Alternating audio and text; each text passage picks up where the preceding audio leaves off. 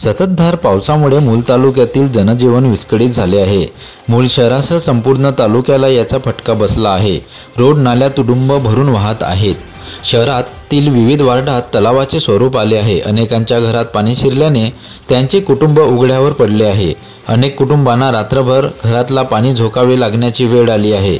Shivaji ward आदिची वरटी बोडी परिसर, ward number 12 रंगमंच मागे, वार्ड नंबर 17 किडाळ संकुल मागे, विहीरगाव परिसर आदी वार्डात पाणी शिरल्याने मदत कार्याची अपेक्षा नागरिक करीत आहेत। अनेक ठिकाणी तालुक्यात पडझडही झाली आहे।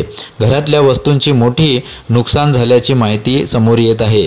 यावर शासन प्रशासनाने पूर्ण लक्ष देऊन बंदोबस्त करावा अशी मागणी नागरिक करीत आहेत।